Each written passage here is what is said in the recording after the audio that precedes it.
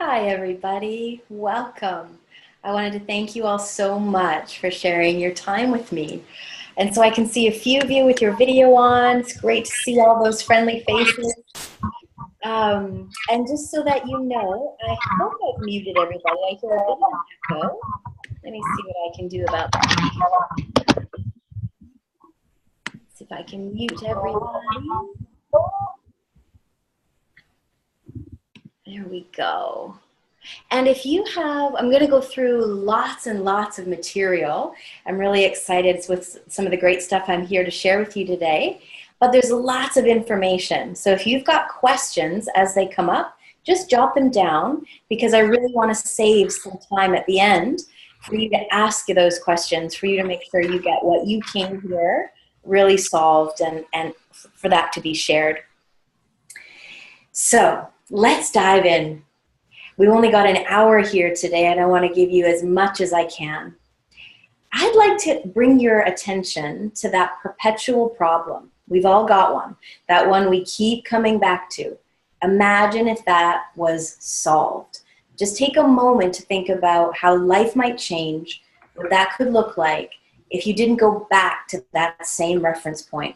I found that's what this work can absolutely open up and do for people, self included. When I think about some of the things we should or could be learning in school, especially because I've got a little one about to go back to school this fall, to think about some of the things we could be learning. So many of my clients are shocked to find out that there are over 70 orders of love, with how love flows in a family or how it can get tangled up and kind of stuck. You know, why is it that we only learn this at a crisis point? Why is it that this only comes across our lap when we're trying to solve something that feels so important to us? You know, is it truly the human condition to really only appreciate life after attending a funeral? Or to give that time and attention to ourselves through self-care and self-acceptance after getting a life-threatening diagnosis? Or to really appreciate the things our partner does do for us on his way out the door? You know, why is it that we see these things often at the crisis point, or sometimes when we think, oh, I really should have known about this years and years ago? So I got to thinking, at school, instead of surviving bullying or feeling like you're the excluded one on the playground, I wonder what would happen if compassionate communication was a subject that followed geography. You know, what could shift and change if we began teaching some of these orders of love, of how love flows through a family? What could be different? And sure, it's so important to figure out, you know, where I am on the planet if we're talking about geography, but I think it's equally as important to figure out who I am in the context of my family of origin. Because as we'll share today, as we'll look at today, it has so much more of an influence than any of us probably ever imagined to be. So the things we miss learning in school, it seems that the school of life ends up teaching us. But often it's a little bit of a hard knocks kind of an education. And I'm hoping today we can go through some of those things so it doesn't have to be that way for those of you who are on the call today, and certainly the ones who are listening to the recording as well. Just think about it. What if you started a relationship knowing how to keep love thriving, knowing some of these hidden dynamics that we'll look at today? What if you knew everything about your partner's early life experience and how that shaped how they react, how they feel in the world? What if you knew about their family history? What if you started the relationship with an awareness of the importance of the balance of give and take? You know, these relationships that are free of resentment, that just actually flow and work, they're not something that only exists in a Hallmark card. They're something that we can all have. So, if you recognize the importance of living more from a prevention versus, you know, crisis management perspective, I think you're going to gain a lot from our hour together here today. So, once again, I just want to thank you so much. I'm so excited to share this information that I've pulled together. And so I've made a few assumptions about the people who would invest this hour on the call today.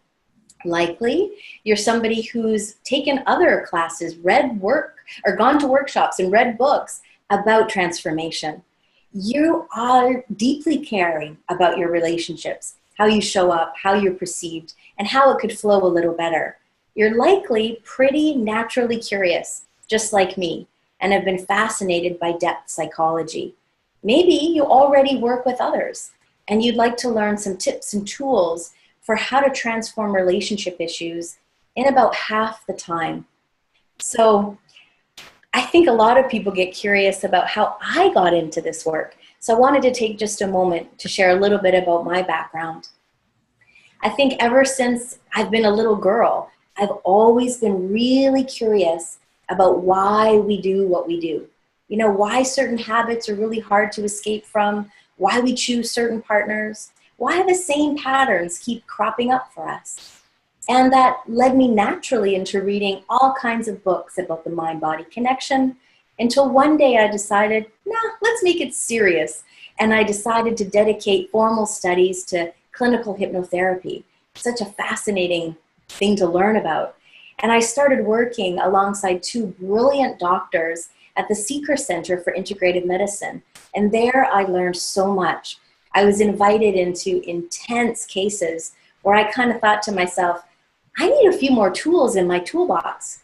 And that's when I came across the topic we're going to dive into today: inherited family trauma, epigenetics, and a lot of the latest in neuroscience. This concept of, okay, now we know more about how the brain works. Now what can we do about it to make our lives better? And it seems a little funny to compare it to this, but I think we all know that feeling when we've leaned in for that first kiss, when we found that person we're really wowed about, and we just know, oh, we're really starting something special here. Well, that's how I felt when I found this work. It started to transform my own relationship, including the one I had with myself. And I think that is so paramount to how we show up in life. It really changed the way I relate to my own family. And now it just feels like this kind of pay it forward energy. And so that's kind of how I got started and how I fell into this work. And somehow 20 years have passed, and I just feel so honored each and every day to be invited into my clients' lives. I call it sort of the inner emotional landscape. And I just see it as so important. It's really how our lives get fulfilled and how everything feels so meaningful. So let's talk about it. What do you need to know to really thrive in life?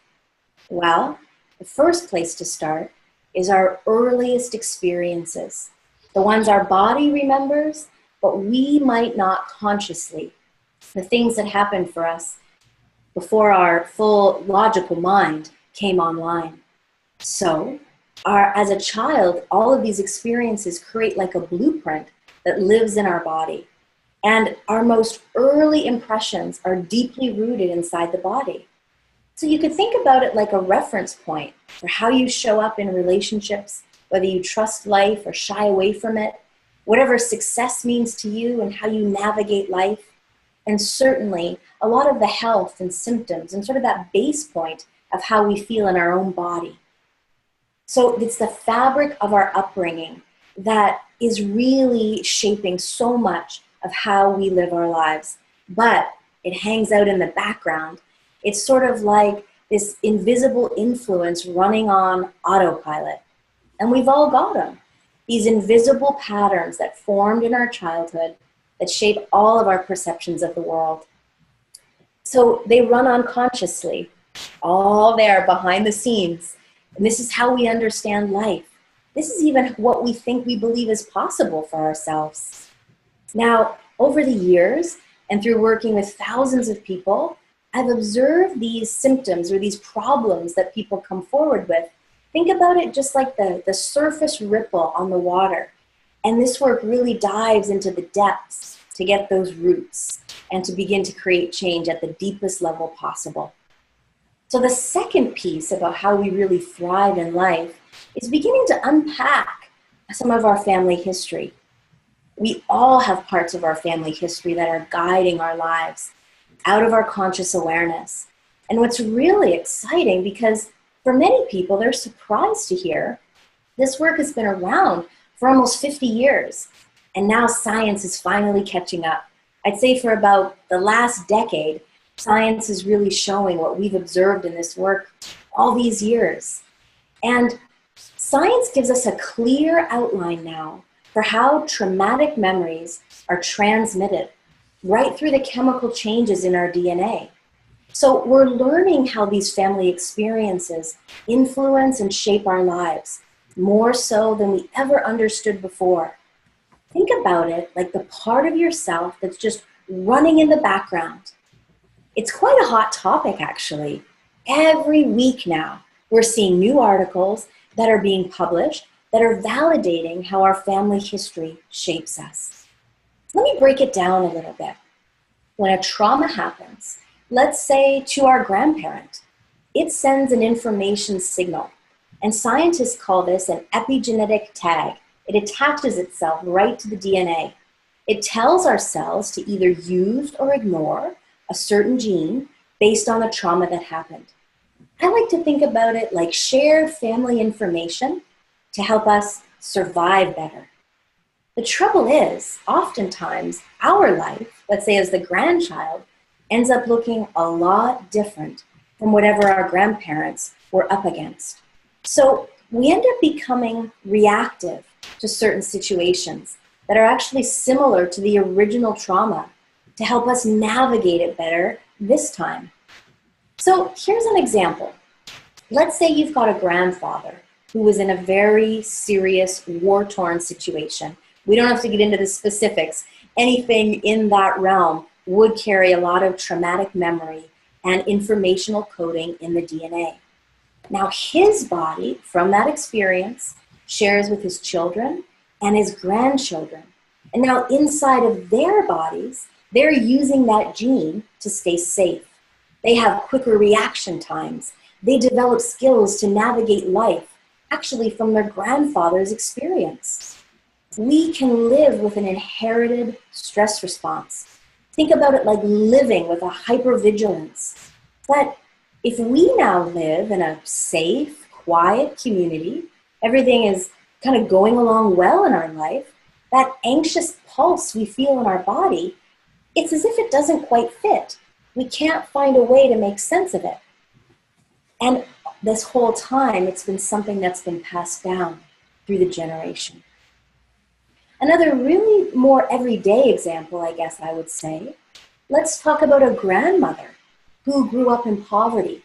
There was never enough food. And because everyone is focused on survival around her, there was also limited attention, limited love, not a lot of focus on play. And so never quite enough of that essential nutrient, love. And so this too is also shared with her children and her grandchildren. Now, imagine this experience just living in her daughter's body when she's doing something as everyday as grocery shopping. So I actually worked with a client where this was a very similar story. And she admitted to having a basement full of food. She said her basement felt like a grocery store with shelves and shelves of canned foods and a full deep freeze stuffed with frozen food, just in case there would ever be the risk that she could run out of food. So it's as if this epigenetic tag was informing her, just play it safe. You never want to be in the situation where it feels like there's never enough. And you can imagine, if we move ahead a little bit, how that affected her marriage, how that affected her relationship with her children. Even going out to something light and social, like having a glass of wine with some friends. If you've got that never enough feeling in your body, you're just waiting for your next turn to tell the story. You know, never enough attention, never enough laughter towards me. And so it can be a guiding force so much more than we realize. And so sometimes some of these peculiarities, some of these anxious pulse that might live in the body, some of the ways we feel sad about certain things, they can lead us directly to the source for where we need to work. And so just a few questions for you to consider as you're listening. You know, do you feel anxious in a crowd of people or completely at home with yourself? wherever you are. Think about yourself with closer family relationships or inside your marriage. How do you respond to conflict? Is your first instinct to fight back, to have the last word? Or do you kind of withdraw and pull right back into yourself? Maybe even ignoring the conflict, ignoring the person. Do you overreact? Do you blame? Take a minute. Just look inside and get curious about some of your first reactions. They can tell us so much. Even something simple. I had a client early this week, and we talked a lot about the default of her looking outside of herself. So asking her friends, what do you think I should do about this? Or asking her husband, asking her mom, instead of giving herself just a minute to think, what do I think about this? We can be so influenced by other people because they come from their own background. So in a way, it doesn't really matter what they think. It's so much more important what you think. And you got to give yourself enough space and time in your body to let yourself feel through it. Notice I said feel through it instead of think through it. Your body never lies. It's always going to guide you in the right place. Or maybe a pattern place, and that's something we can look at a little more deeply today too. None of us get to be the way we are by accident. And I think as we can trace some of these pieces back, we gain a lot more freedom, we gain a lot more insight about why the same challenges keep showing up in our lives in many of the same areas. I'm sure something we could all agree on is that we're looking to maintain peace in our lives, peace in our relationships, and maybe looking around at current events today, we all might lean into that a little bit more. We're hungry for it. We're really desiring that. And so where it lives is our friendships with our family members, even with who we work with every day, those people that we interact with. And most of us, if not all of us, have kind of this inner image, this vision for how we want to exchange in those relationships, how we love and how we act towards others, and even unconsciously, how we expect them to reciprocate. It's, again, just something kind of playing along behind the scenes. Well, when we have a bit of a story around how we think our partner should respond, or how fair our boss should be, or how our parents should love us, well, we can get into some trouble when how they show up, however they're being, doesn't match our own expectations. And then many of us, we fall into trying to control or manipulate the situation or the person to be sure that we get what we need. It comes from a good place. We all want to be loved, and we've got this natural desire to belong. But instead of being triggered and sort of reacting, this knee-jerk reaction we can all have if we don't have that awareness to look within, we can really begin to open, to look behind the scenes at what's happening, so that what I call the invisible influence that guides our lives and shapes our relationships, we've got a little more light on it, so we don't have to react right away. We can really see it for what it is, and we can have a new conversation. Something new can open outside of that patterned way of responding and behaving. So how do we come up with these expectations? Where do they come from? What are some of these invisible influences that I'm talking about? Well, on the invitation to come to this call, I mentioned something about the 4 ways that our life force is diminished. And I'll tell you a little secret. This is how I work with every single one of my clients. This is even how I decode and understand the own things that I come up against in my life. It begins to shine light on some of these things that influence all of us. And I call them the 4 themes. So I'd love to just share with you the 4 themes. And my guess is this may be some of the content that I share that's going to percolate some great questions. So be sure to write them down as you're listening. And we'll have some time towards the end of our call to be sure you can have your questions answered. So the first way that our life force gets diminished, and by the way, this is the one that's the most overlooked in psychological assessments, in when we go to traditional talk therapy, and we just, many talk therapists haven't yet been taught these four themes. And so talk therapy is fantastic for so many different things. But what I love and appreciate about this work is it has the ability to sort of hear these four themes. And as I describe them, you may follow along with how it's like, of course, we've got this influence coming in. We've got to look at it before we can go any further, before we can change our communication style with our partner, before we can lift that depression, before we can move that anxious pulse in the body. So these are sort of the primary fundamental pieces. The first is called a break in the bond. And so many of us are walking around this life, and there are so many symptoms and clues that you too may have experienced a break in the bond. So it goes back, all the way back actually, to our time in utero, and to about the first 3 to 4 years of our lives. This is where a break in the bond experience will be found for you. So from the moment of conception, from the moment you start growing yourself inside your mom's womb, we are developing inside relationship. We have a symbiotic relationship with her right from the very first moment. And what happens about 7 months into our gestation, our amygdala comes online, which is the emotional center of our brain. And so at that point, our hearing is developed. We're making sense of the environment that we're coming into. We're very aware, actually, of what's working for mom and dad, or our siblings, if we've got older siblings, and what isn't. So I'm sure many of you have been around newborn babies, if you're not a parent yourself, and you just have to take a moment to consider, what is everything to a baby? If a baby's needs were to put into currency, it would absolutely be mom's undivided attention. And so if mom's attention is pulled away to the 1,000,001 things that there could be, you know, a previous child may have passed or was ill, mom has postpartum depression, something's off in their marriage, or there's financial strain, maybe dad just lost his job, or he's at risk of.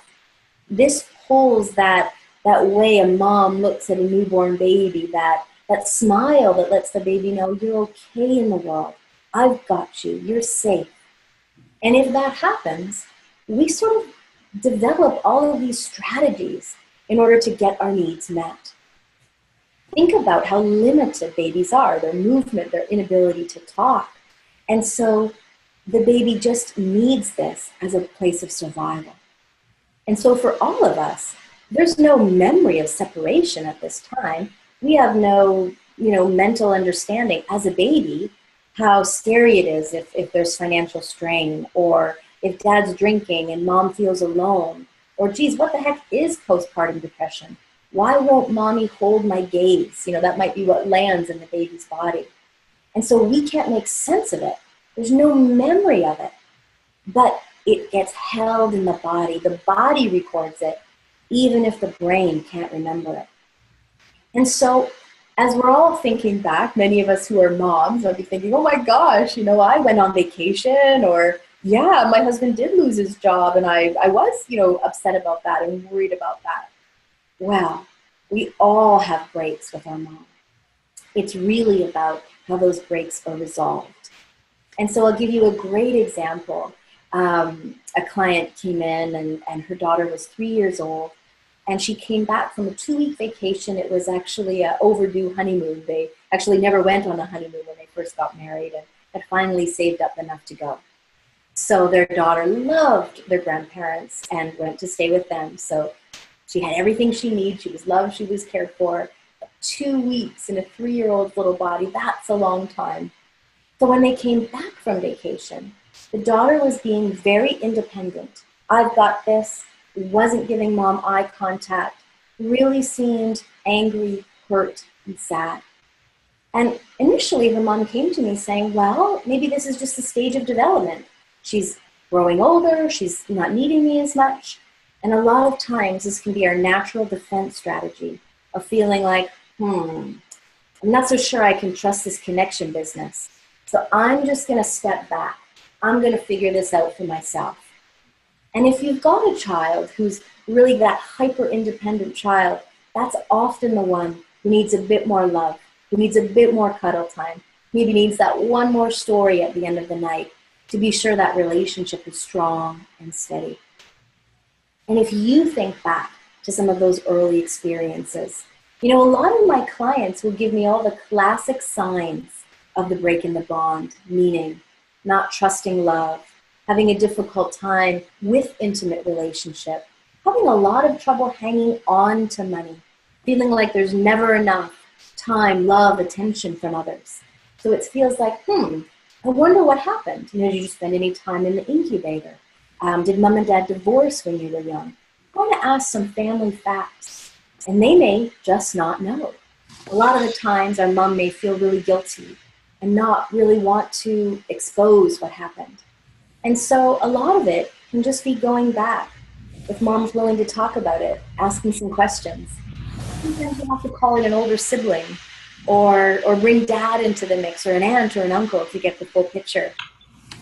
And I have many clients who tell me, but my mom and dad have passed. There's no way for me to access that information. And the great news about this work is that our life and the things that we're up against give us all the information that we need to know exactly what we need to do. We just have to trace it back from that place.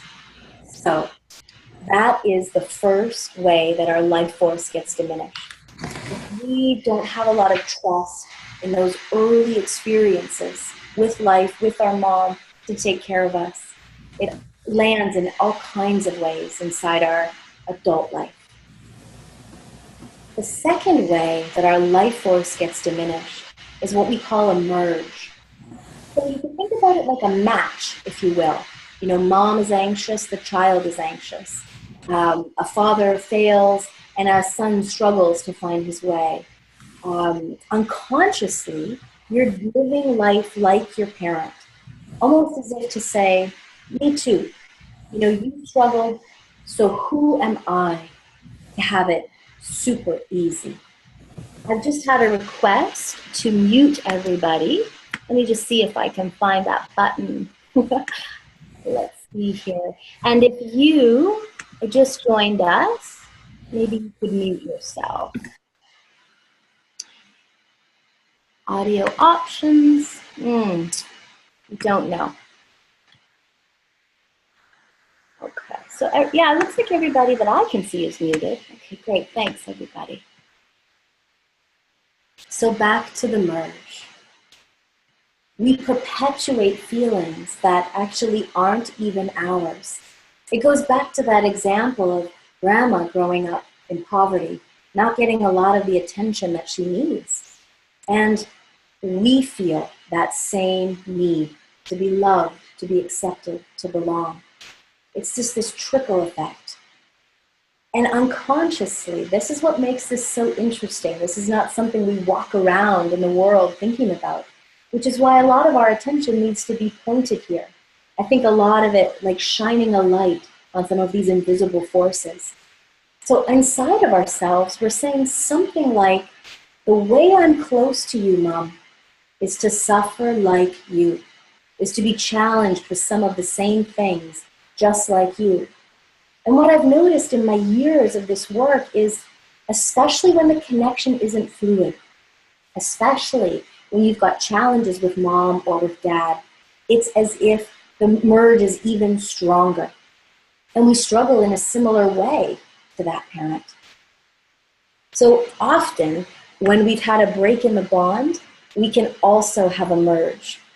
When I found out about this work, I had 3 out of the 4 themes active in my body. So you can imagine, how much life force was really flowing through at that time.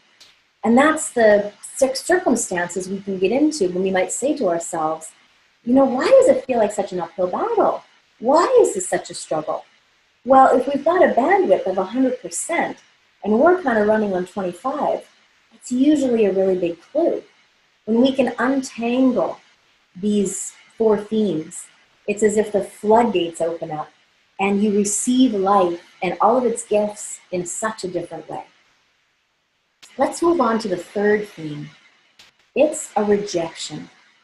When we reject a parent, it's a lot like throwing out a boomerang, and we all know what happens to that boomerang. It comes right back and hits us. So when we reject a parent, it's as if we're disowning the parts of ourselves that are like them. So, we may be out for lunch with a friend complaining about how critical and negative our dad is, and we take a quick phone call or something, and the friend is thinking, oh my gosh, she is the most negative, judgmental, critical person of all the friends I have. The very thing we blame our dad for or our mom for, we don't even see it in ourselves. We're blind to it because that rejection is so strong towards them. This rejection also shows up in our marriage. We can end up bringing in a partner that replicates what we reject in one of the parents. So if we blame our mom for being really authoritarian, full of rules and very controlling, and we wake up one day to realize, oh my gosh, this is who I'm sleeping beside every day. This is who I'm trying to build a life with. No wonder there's so much friction. And the change there doesn't have to be about changing that relationship. It's sort of full ownership of, this is my part of it. A lot of times, our partner really shows us the parts of ourselves that we need to heal. And so let's follow that example. If we're blaming our mom for being authoritarian, and we now project that onto our husband, we then begin to say, you know what, hon? I can see more of myself in relationship with you than if I was, meditating on a mountaintop all by myself, a totally uncomplicated life. So a lot of times our relationships can be a path for growth and our most amazing expansion. And they do say opposites attract. I see it in my own relationship. I see it in many of the clients that I work with. I think that happens for a reason. And a lot of that has to do with our family history. 70 to 80% of what goes on in a relationship has to do with each other's family history and how we bring that forward. And this rejection piece is just one of the ways that happens. The other part of how this rejection can come up. So let's say we were the oldest daughter and our mom confided in us. Our father had lots of affairs. Our mother was really upset about that and would come to us crying, complaining, hurt, feeling betrayed. All of a sudden, we begin to see men through the eyes our mom sees our dad through. And we might, marry Mr. Right, Mr. Perfect, Mr. Faithful, and yet we turn a good guy bad through our hypervigilance. The poor guy gets stuck in traffic or behind an accident, and our first thought is, where is he? What's he doing? And we've already jumped, 14 conclusions ahead before he's even walked through the door. So it can be so essential to begin to look at, what are my influences? What's my history before we come in to these relationships that are so important, but we can avoid replicating some of these painful family history pieces. The third way that a rejection shows up inside of our lives is if we've got a parent who's really aggressive and we just, push them out of our lives. We don't even recognize when we're being self-aggressive. If we have a parent who is super distant, we don't recognize how we really don't stay committed to our own self-care. Or that little one inside of us, we've all got that inner child. We're distant from the inner child and we're all about work and performance and expectation. A lot of the times we end up doing to ourselves the very thing we blame our parent for doing to us. And so these are some of the ways you can get free of this rejection piece. What I've noticed, certainly in my studies of this work, it was very clear and then illustrated to me in case after case, is that the family soul does not allow for an exclusion. It's as if it's got some sort of an organizing way about it. And so chromosomally, biologically, we're half our mom and half our dad. And if we're rejecting half of that or both sides, you can imagine there's a lot of self-criticism going on. And we're going to be out there projecting many of these patterns. And similar to the examples I just shared, inside our relationships with our own children, and certainly in our work environment. There's a whole arm of this work that is called organizational constellations, that looks at who we are in our family is how we show up at work. It's quite amazing to break down some of the larger pieces and how it relates to money and finance and larger organizational growth. But back to the four themes. The last one is called an identification, and it's actually quite fascinating. We end up living like, acting like, reliving and repeating someone in the family. They're not our parents, because that's the difference between a merge and an identification, to somebody else in our family, an aunt, an uncle, grandparent. Often they were excluded, they were forgotten, and many times it has to do with an unresolved trauma. So I think this one might be best illustrated by sharing a story. And I'm going to share the story from this book here. It's a fantastic read if you're interested in this topic. It's actually the recommended reading for the training I'll be holding in the fall. It's just full of so many gems. So this identification and how we illustrate it is a case with a young man named Jonathan. He was just 19 years old, and he stopped sleeping well, which was very strange. He had great athletic performance, moving forward academically, actually had earned a scholarship, and, as they say, had his whole life ahead of him. Well, for the year that he had insomnia, he kind of lost all of that track. As you could imagine, if we don't sleep for an entire year, we're not doing so well in life. During that year, he tried everything. Natural physicians, sleep clinics, regular traditional medicine, different sleep prescriptions. Nothing was working. And what was very noticeable about what made this insomnia unique was that just after his 19th birthday, he woke up with a real start, and he felt horrified. He was so much fear running through his body, and he was so cold. It didn't matter how many blankets or how high the heater was turned up. He just could not get warm. And finally, thank goodness, after a year of searching, Jonathan found the work of inherited family trauma. And by asking some of these questions, it was discovered that an Uncle Colin, an uncle he didn't even know about, was 19 years old and was repairing power lines in the Yukon Territory, and actually died of hypothermia. There were evidence of him really struggling in the snow to, of course, try to get free. And we could all imagine Uncle Colin's situation. Slipping into sleep, which would have been hypothermia, meant death.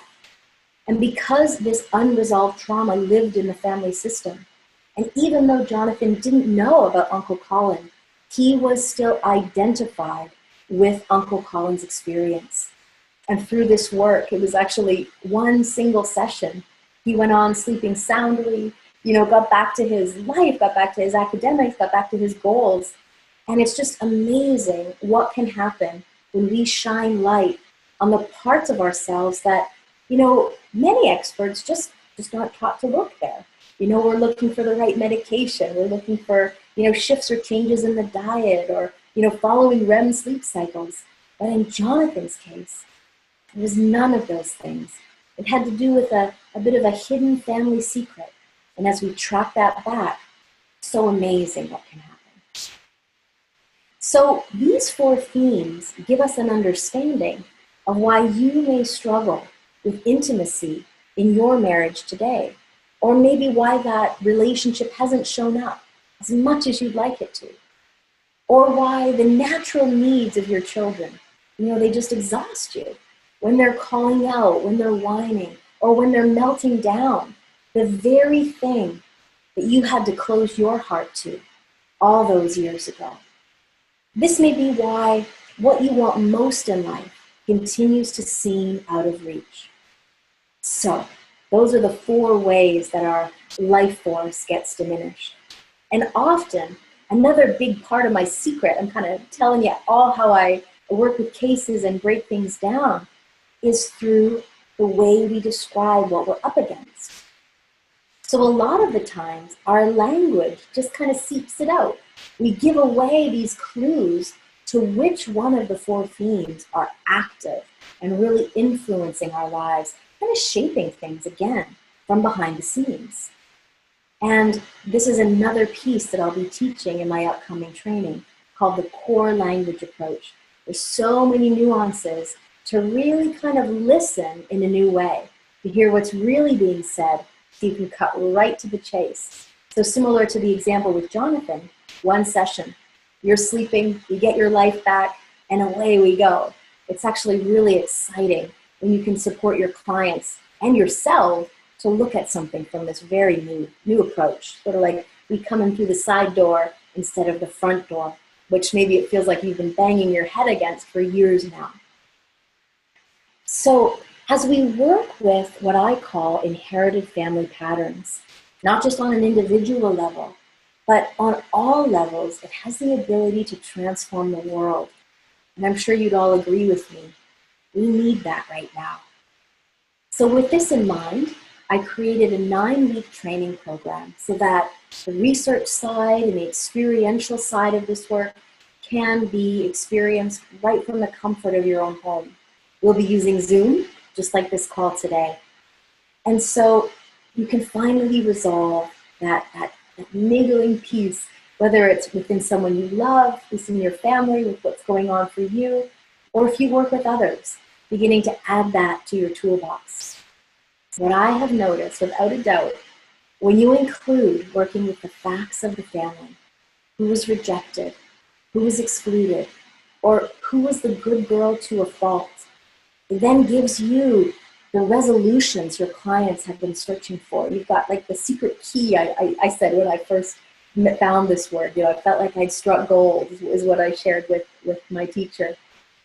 And you can solve your clients' most pressing problems, even when they can't identify why they're stuck. So we don't go into a therapist's office and saying, gosh, I was a surprise baby to my mom, and in utero I didn't get the love that I needed, or geez, I spent time in an incubator and that must be what's going on in my marriage. We don't know how to make these connections.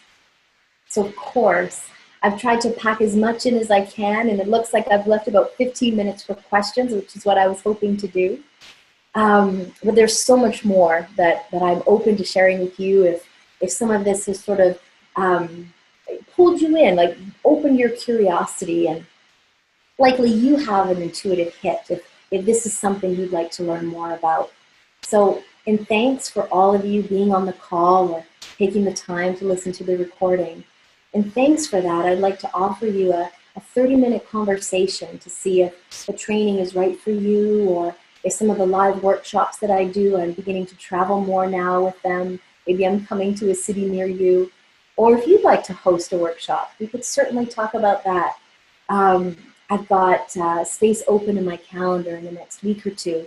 We could find that little window and connect and be sure your questions are answered. After this call, I'll be sending out a link to all of you by email, and you can follow that on we'll match your calendar to mine. Another way that we could stay connected is finding me on Facebook. It's one of my favorite places to share articles and research and all kinds of just, the top of latest neuroscience and epigenetics and a lot of what some of my most respected teachers are sharing as well. I tend to weave that in. I just love this work so much and love to share it with others. So that's another way that you can stay in the loop. So what I think I'll do now is open up the chat box to avoid opening all the microphones, just so that I can see everybody. There's the chat box, perfect. So maybe just, it's funny, it only shows me a section of it. It's great, we've got so many people on the call. So let's try this. Raise your hand if you've got a question. And I guess we can